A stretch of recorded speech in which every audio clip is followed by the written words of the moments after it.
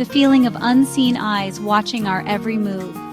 We sought solace in each other's company, finding comfort in shared whispers and nervous laughter. We were two halves of a whole, bound by an unbreakable bond forged in the crucible of our isolated upbringing. We never imagined that the very thing that drew us together would also tear us apart.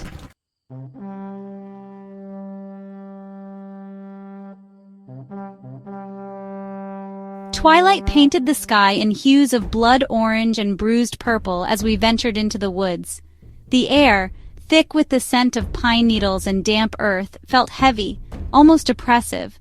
A shiver ran down my spine, but whether from the encroaching darkness or a prickle of premonition, I couldn't say. The trees, their branches gnarled and twisted with age, loomed over us like ancient guardians. The last rays of sunlight struggled to penetrate the dense canopy, casting long, eerie shadows that danced and writhed with every passing breeze.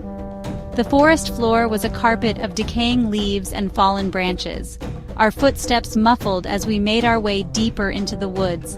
Sarah, her laughter echoing through the silent trees, seemed oblivious to the growing sense of unease that settled over me. She skipped ahead, her blonde hair catching the fading light, her laughter a beacon of innocence in the gathering gloom. I followed close behind, my heart pounding in my chest, a knot of apprehension tightening in my stomach. As the last vestiges of daylight faded, the woods transformed into a place of shadows and whispers. The air grew colder, the silence broken only by the rustle of leaves and the distant hooting of an owl. I felt a chill run down my spine, a primal fear that sent goosebumps erupting across my skin. We had gone too far.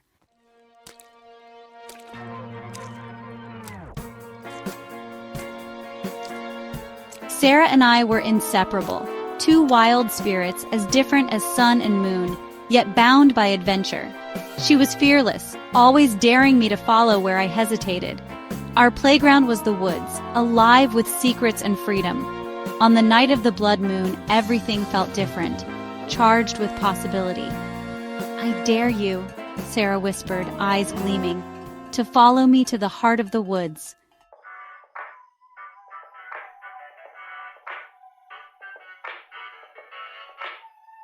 The old oak stood sentinel at the heart of the woods, its gnarled branches reaching for the blood-red moon. The air was thick with the scent of damp earth, shadows twisting at the edge of our vision. Sarah moved ahead, her eyes sparkling with excitement, leading us deeper into the woods. Her white dress fluttered behind her, graceful and ghostly. I followed, fear wrapping around me like a shroud. Every snap of a twig sent jolts of fear through me as we vanished deeper into the night.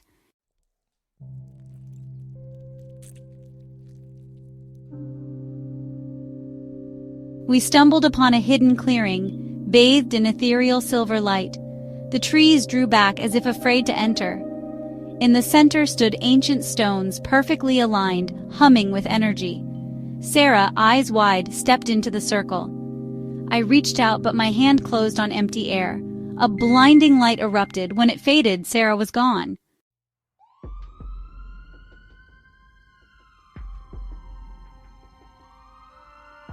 The clearing stood silent and empty, the air thick with a strange metallic tang. The stones pulsed with energy, warm to the touch. I called out for Sarah, my voice cracking with fear. Only the wind answered, whispering ancient secrets. Panic clawed at my throat. I stumbled back, searching the shadows for my sister. The forest, once familiar, now felt monstrous, its branches like claws. I was lost, swallowed by shadows and fear.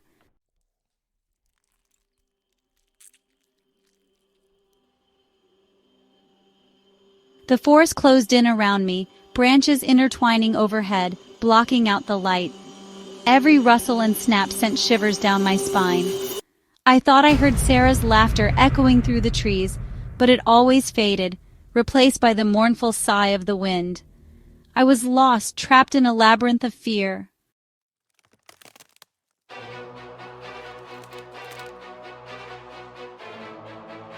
Exhaustion claimed me, dragging me into a restless sleep haunted by nightmares. I woke at dawn, heart pounding, clothes damp with dew and fear. The forest was silent, shadows twisting in the pale light. I stumbled to my feet, desperate to escape. The dawn revealed a menacing beauty, dread clinging to me. Then, Sarah's voice, urgent and close. Adrenaline surged. I ran toward the clearing, relief flooding me, until a chill of terror stopped me cold. Something was wrong.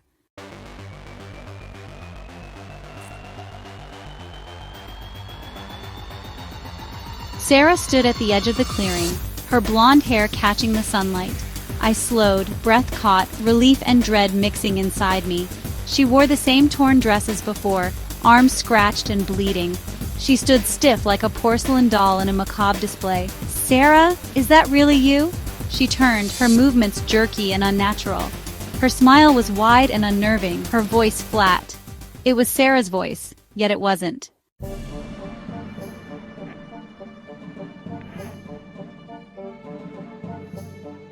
I stepped toward her, heart pounding, but she kept her distance, her eyes cold, her smile stretched too wide, teeth too sharp. "What happened? Where were you all night?" I asked. "Just playing," she replied, voice flat, smile predatory. A chill ran through me. This was not my sister. It was as if a shadow had swallowed the light inside her.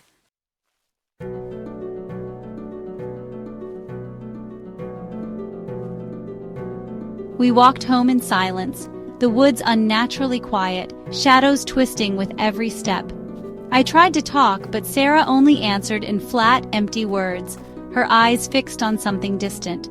Her movements grew eerily fluid, her smile frozen and grotesque. Most disturbing were her eyes, no longer blue but a piercing, inhuman silver. I barely recognized her.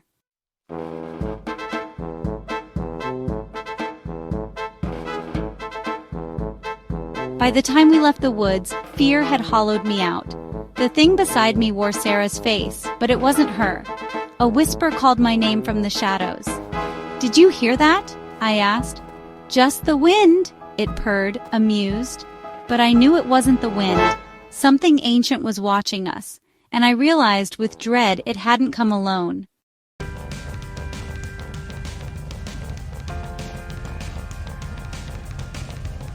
Life became a twisted echo of before. Jokes and secrets replaced by silence and hollow laughter. Our secret handshake meant nothing to her now. She picked at food, then devoured it with animal hunger, shunning sweets she once loved. Evenings, she stared out the window, whispering to the darkness. When I asked who she spoke to, she only smiled. "No one you need to worry about, Lily." I felt more alone than ever.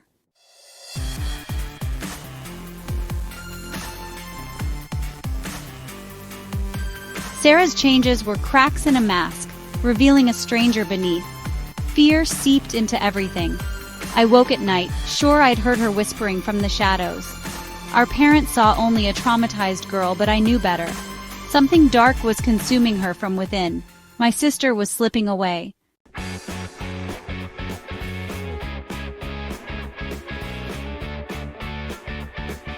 The house reeked of blood, the scent clinging to Sarah. I'd find her in the kitchen at night, hunched over something raw, eyes gleaming silver.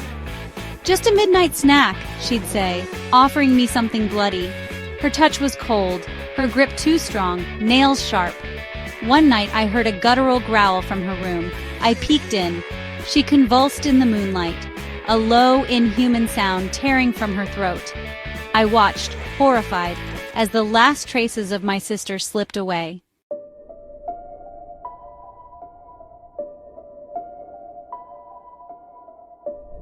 My reflection looked haunted, fear etched deep. The bathroom mirror, once comforting, now reflected my terror. I glimpsed a flicker in the corner. Nothing there, just shadows. But as I turned back, I saw it. A glimmer of silver in my eyes that didn't belong. Something was watching me, even from within.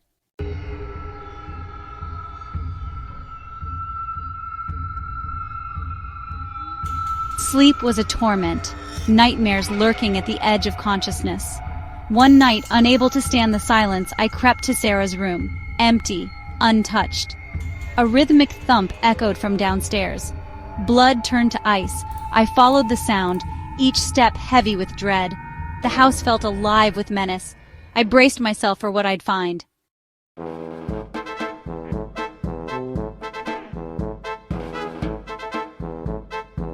The hallway was a tunnel of darkness, every step echoing. The dragging sound grew louder, mixed with a guttural chant. In the kitchen, Sarah stood back to me, chanting in a language both familiar and alien. Her foot tapped rhythmically, the scene lit by moonlight. The lullaby from our childhood twisted into something monstrous.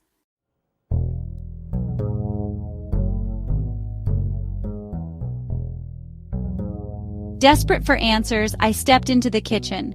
The creature turned, silver eyes gleaming, and lunged. I dodged, fleeing as its laughter echoed behind me. On the stairs, my hand brushed a small, leather-bound book, Sarah's journal. I grabbed it and ran to my room, slamming the door as footsteps closed in. Heart racing, I clutched the journal, my only hope for understanding. The nightmare was far from over.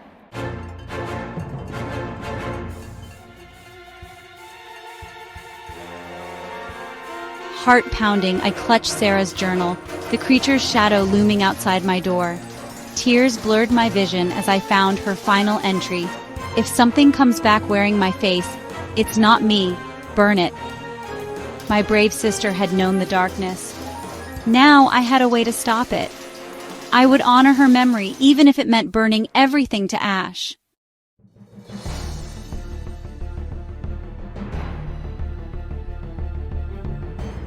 Sarah's journal became my weapon, her words my armor against the encroaching darkness. I devoured her entries, each stroke of her pen a testament to the bond we shared, a bond not even death could sever. Among her whimsical musings and secret dreams, I found scattered references to local folklore, to ancient rituals used to ward off evil, to banish creatures of darkness back to the shadows from whence they came. Fueled by grief and a desperate hope, I spent the following days gathering the necessary components: iron nails from our grandfather's old toolbox, salt pilfered from the pantry, dried herbs collected from the overgrown garden that bordered the woods. The air crackled with a nervous energy as I worked, the silence of the house pressing in on me, punctuated by the creature's restless movements from behind Sarah's locked bedroom door. Nightfall brought a palpable tension, a sense of anticipation that crackled in the air like static electricity. With trembling hands, I arranged the iron nails in a circle around my bedroom, the metal cold and unforgiving against my skin. I sprinkled the salt liberally around the perimeter, its white crystals gleaming ominously in the flickering candlelight. Finally, I placed Sarah's journal in the center of the circle, its worn leather cover a testament to the countless secrets it held. Secrets that now held the key to my survival.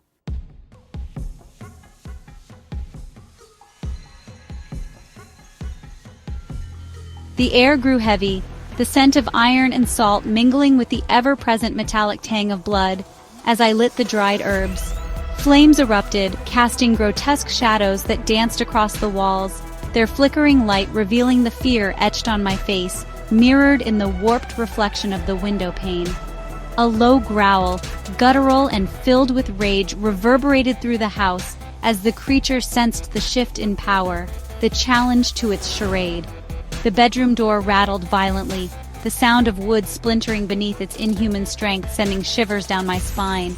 But I held my ground, Sarah's journal clutched tightly to my chest, her words a beacon of hope in the encroaching darkness. The bedroom door exploded inward, showering the hallway with splinters of wood. The creature stood framed in the doorway, its silhouette backlit by the flickering flames, its features obscured by shadow. But I didn't need to see its face to know the depths of its rage, the intensity of its hunger. It moved with an unnatural fluidity, its limbs contorting at impossible angles as it glided towards me, its eyes, those cold silver orbs, burning with a hatred that chilled me to the bone.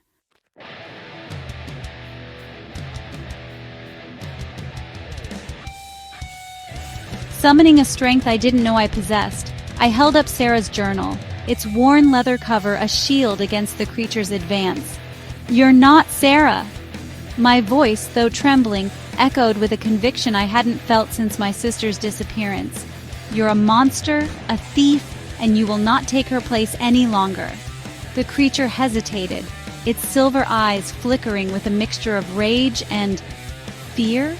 The flames from the burning herbs flared, casting grotesque shadows that danced across the walls, their flickering light revealing the creature's true form. It was a grotesque parody of my sister, its limbs elongated and contorted, its fingers tipped with claws that gleamed like obsidian in the firelight. Its skin, stretched taut across its bones, was as pale as bone, the veins beneath its surface pulsing with an eerie, phosphorescent light. And its face was a mask of stolen beauty, a grotesque imitation of Sarah's features twisted into an expression of pure malice. "You think a few flames can stop me?" the creature hissed, its voice a chilling rasp that sent shivers down my spine. "I am older than time, little one. I am the darkness that lurks in the shadows, the fear that whispers in the night. I am the thing that haunts your dreams."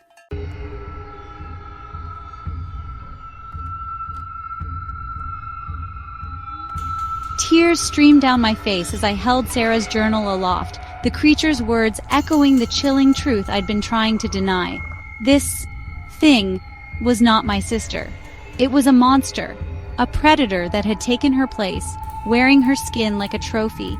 But beneath the rage and the fear, I felt a flicker of something else, a glimmer of hope. For if this creature was truly as ancient and powerful as it claimed, why hadn't it already extinguished the flames, silenced my defiance? As if reading my thoughts, the creature let out a roar of frustration, its silver eyes blazing with a hatred that chilled me to the bone. Its hand, tipped with those razor-sharp claws, shot out, aiming for my throat. I closed my eyes, bracing for the inevitable, but the blow never came. Instead, I heard a sickening crackle, like dry leaves being consumed by fire, followed by a high-pitched shriek that seemed to split the night.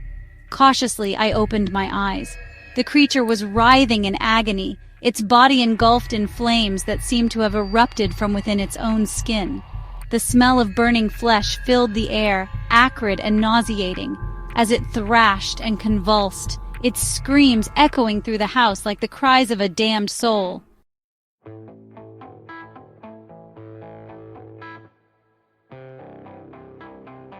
Grief and exhaustion blurred the days after the fire.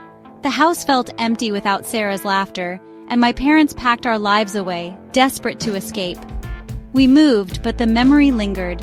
At night, I'd hear her voice whispering my name, and sometimes, in the window's reflection, I'd see a shadowy figure watching from across the street.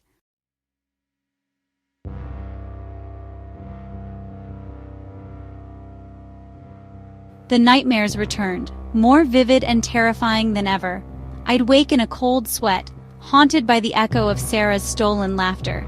Her journal warned, "If something comes back wearing my face, it's not me. Burn it."